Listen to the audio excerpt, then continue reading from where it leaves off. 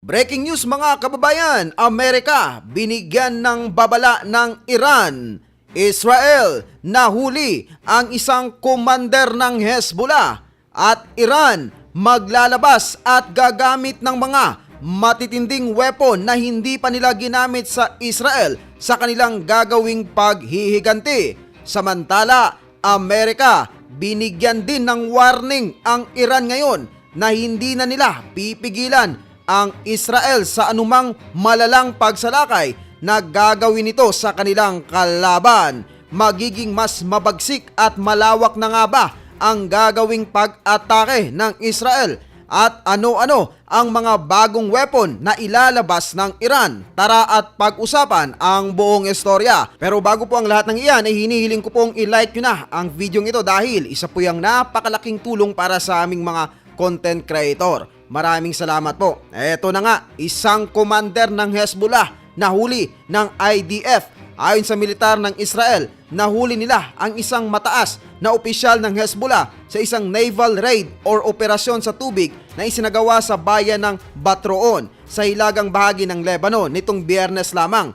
Ayon sa isang opisyal, nahuli ng kanilang mga special forces ang tao at dinala ito pabalik sa teritoryo ng Israel bilang bahagi ng isang espesyal na operasyon. Iniulat ng State News Agency ng Lebanon na isang hindi kilalang puwersang militar ang dumating sa dalampasigan sa Bukang Liwayway. Sinalakay ang isang gusali sa malapit at nahuli ang isang tao bago bumalik sakay ng speedboat. Nagdulot ito ng galit mula sa mga otoridad ng Lebanon. Sinabi ng opisina ni Prime Minister Najib Mikati na inutusan niya ang kanilang foreign ministry na magsumiti ng reklamo sa UN Security Council tungkol sa naturang insidente. Sinabi rin na iniimbestigahan ng Lebanese Army at ng UN Peacekeeping Force na UNIFIL ang raid at hiniling ni Prime Minister Mikati na maglabas agad ng resulta. Ayon kay Lebanese Transport Minister Ali Hamiyi, maaring nilabag ng raid ang UN Security Council Resolution 1701 na nilikha upang tapusin ang labanan sa pagitan ng Israel at Hezbollah noong 2006. Sinabi niya sa lokal na media, kung mapapatunayang naganap ang pagdakip sa pamamagitan ng naval landing, nasaan ang pagpapatupad ng Resolution 1701? Walang pahayag ang Hezbollah tungkol sa aligasyon ng Israel na kasapi ng grupo ang nahuling tao, habang sinabi ni Hami sa lokal na media na ang nahuli ay isang kapitan ng mga sibilyang barko lamang. May lumabas na CCTV footage online na nakumpirma ng BBC nakuha sa Batroon na nagpapakita ng grupo ng mga sundalo na kasama ang isang taong bihag habang naglalakad sa pagitan ng ilang gusali. Nagbigay ng kaunting detalye ang militar ng Israel tungkol sa operasyon, pero sinabi nila na ang unit na kasama rito ay ang Shayetet 13 na isang Marine Commando unit na dalubhasa sa pagsasalakay mula sa dagat patungo sa lupa. Ang Batroon ay isang bayan ng mga Kristiyano sa hilaga ng Beirut, ay hindi gaanong naaabot ng mga operasyong militar ng Israel sa Lebanon. Karaniwang nakatuon ang mga operasyon sa timog ng bansa, sa Bekaa Valley sa silangan at sa mga timog na suburb ng Beirut. Mahigit 2,200 katao na ang napaslang sa Lebanon mula nang magsimula ang paglusob sa lupa ng Israel noong September 30. Sinabi ng militar ng Israel na 38 sundalo na ang nasawi sa Lebanon sa panahon na ito. At eto pa nga po ang isang nagbabagang balita. Iran maglalabas pa ng mga bago at matitinding armas sa kanilang planong pagsalakay laban sa Israel. Ayon sa mga opisyal ng Iran at Arab, naghahanda ang Iran ng isang pag-atake sa Israel na gagamit ng mas malakas na warheads at iba pang mga armas na hindi pa nila nagamit sa naunang dalawang pag-atake sa Israel. Ito ay ibinahagi nila sa The Wall Street Journal. Ayon sa isang opisyal ng Egypt, nagbigay babala ang Tehran sa Cairo na magiging malakas at komplikado ang kanilang tugon sa airstrikes ng Israel noong October 26. Ang mga airstrike na ito ay isinagawa bilang ganti ng Israel sa ballistic missile attack ng Iran noong October 1. Sinabi ng isang opisyal ng Iran na dahil sa pagkasawi ng 4 na sundalo at isang sibilyan mula sa kanilang hanay, kinakailangan nilang tumugon. Ayon sa ulat, ang mismong militar ng Iran ang lalahok sa mga operasyon na kakaiba sa mga missile attack noong April 13 to 14 at October 1 na isinagawa ng Islamic Revolutionary Guard Corps. Sinabi ng opisyal na tututok ang pag-atake sa mga military site ng Israel ng mas agresibo kaysa dati at posibleng gamitin ang teritoryo ng Iraq para maglunsad ng mga projectile. At eto pa nga po ang isang matinding balita, Supreme Leader ng Iran nagbigay ng warning hindi lamang sa Israel kundi damay pati ang Amerika. Narito po ang buong ulat. Binalaan ni Iranian Supreme Leader Ayatollah Ali Khamenei ang Israel at Estados Unidos ng matinding ganting aksyon dahil sa mga ginagawa nila laban sa Iran at sa mga kaalyado nito. Ayon sa ulat ng state media ng Iran, ginawa ni Khamenei ang pahayag noong Sabado habang kausap ang mga estudyante bago ang anniversary ng pag-take over ng mga hardline na estudyante sa embahada ng US sa Tehran noong 1979, isang pangyayaring nagpatibay sa matagal ng hidwaan sa pagitan ng Tehran at Washington na nagpapatuloy hanggang ngayon.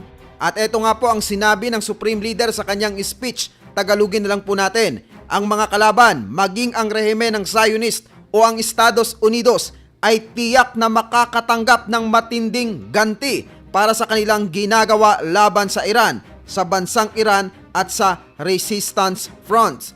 Ang Resistance Front po mga kababayan ay tumutukoy sa mga grupong kaalyado ng Iran tulad ng Houthis ng Yemen, Hezbollah ng Lebanon at Hamas ng Palestine. Hindi niya ipinaliwanag kung kailan o gaano kalawak ang posibleng gagawin nilang pag-atake. Dati nagbigay si Khamenei ng mas maingat na pananaw. Sinabing pag-iisipang mabuti ng mga opisyal ang magiging tugon ng Iran at dapat daw ang pag-atake ng Israel ay hindi dapat palakihin or maliitin. Ito ay matapos ang pag-atake ng militar ng Israel nung nakaraang linggo sa mga base militar sa Iran na tumama sa humigit kumulang 20 locations sa loob ng ilang oras lamang sa mga lugar ng Ilam, Khuzestan at Tehran.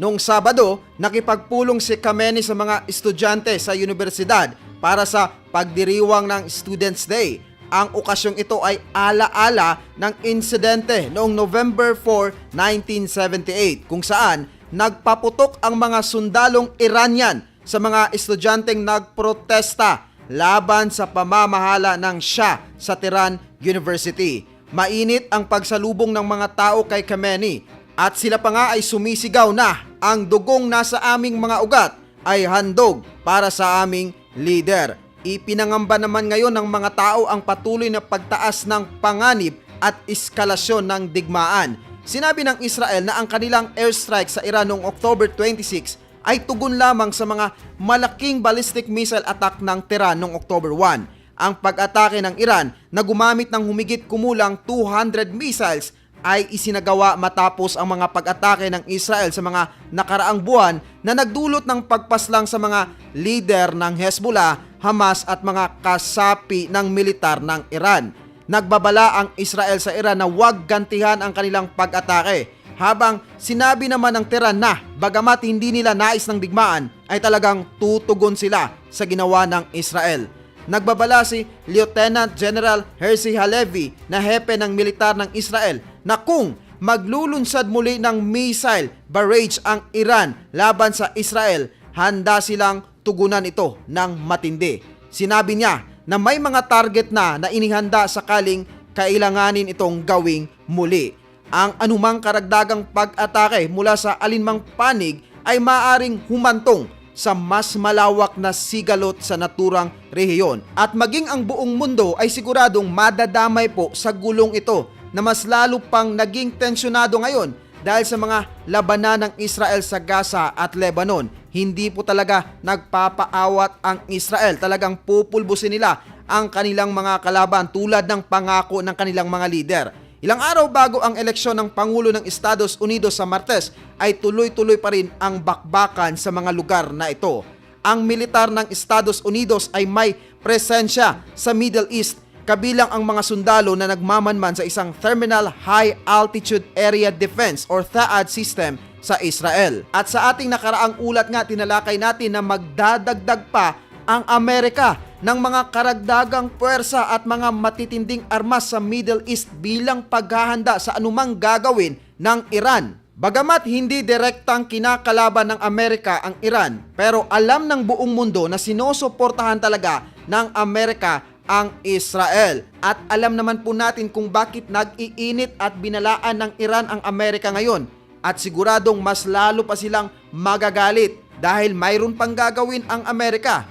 Ayon kay US Defense Secretary Lloyd Austin, nag-utos siya ng mga karagdagang ballistic missile defense destroyers, fighter squadron, tanker aircraft at ilang US Air Force B-52 long-range strike bombers sa rehiyon. Sinabi ni Pentagon spokesman Major General Pat Ryder noong Biyernes na ipagtatanggol ng Estados Unidos ang kanilang mga tauhan at interes sa rehiyon kung may aksyon laban sa kanila ang Iran o ang mga kaalyado nito. Naku po, lalong lalakas ang Israel nito mga kababayan kung hindi tutulungan ng Russia ang Iran. Mukhang mahihirapan talaga silang kalabanin ang Israel at ang Amerika. Ang katotohanan po niyan, hindi lamang ang Amerika ang nagbigay ng babala sa Iran, pati rin ang Europe. Binalaan nila ito na wag na talagang gumantay sa ginawa ng Israel.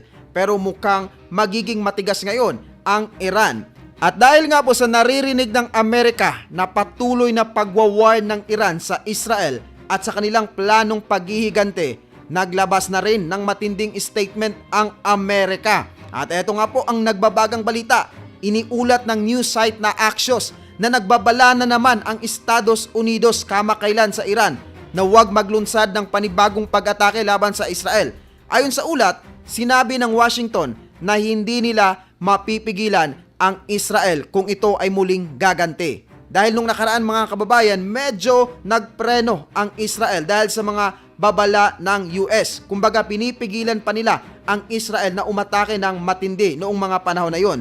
Sinabi umano ng isang opisyal ng US na sinabi namin sa mga Iranian, hindi namin mapipigilan ang Israel at hindi namin masisigurado na ang susunod na pag-atake ay magiging kontrolado at tiyak tulad ng nauna. Ayon sa ulat, direktang ipinadala ang mensaheng ito sa mga Iranian, bagaman sinabi ng isang Israeli source na ipinaabot ang mensahe sa Tehran sa pamamagitan ng Swiss intermediaries. Makikita natin dyan mga kababayan na posibleng lalala pa ang kaguluhang ito. Sana ipagdasal natin na huwag humantong ito sa World War III. Kung i-aanalisa po natin ang sitwasyon, makikita natin dyan na hindi talaga nagpapapigil ang Israel at Iran sa kanilang palitan ng pag-atake. Kung muling gaganti nga ang Iran, siguradong gaganti na naman ang Israel at hindi po matatapos ito. At mas lalo pa nga itong lumalala dahil nga po sa pangingialam at mas lalo pa nga itong lumalala dahil suportado ng Amerika ang Israel. Paano kung susuporta din ang China at Russia dito sa Iran? Ako po, siguradong mas magiging lalala pa ang kaguluhang ito. Kaya ipagdasal na lang natin na sana ang bagong uupong presidente ng Amerika ay makakahanap ng solusyon para tapusin na ang digmaang ito. Pero mukhang kailangang paghandaan ng Amerika at ng Israel ang magiging ganti ngayon ng Iran dahil sabi po ng kanilang supreme leader, crushing response ang kanyang ibibigay na ganti. Take note po mga kababayan ha, ang ginamit na salita ay crushing, ibig sabihin dudurugin niya talaga ang kanyang kalaban. Alam naman natin na makapangyarihan din ang Iran. Marami talaga silang mga ballistic missile at mga military weapon. Pero kinakailangan din nilang matakot dahil siguradong magbibigay din ng matinding ganti ang Israel sa anumang gagawin nilang aksyon. Alam din natin na mayroong mga high-tech na weapon ang Israel. Pero kung kayo po ang tatanungin mga kababayan, ano sa inyong palagay? Magiging isang malaking pinsala ba ang gagawing ganti ng Iran ngayon sa Israel? Hashtag yes or hashtag no, please comment down below. And speaking of comments, shout out po kay Sir Jonade George na aktibong nagkomento sa ating nakaraang video. Maraming salamat po.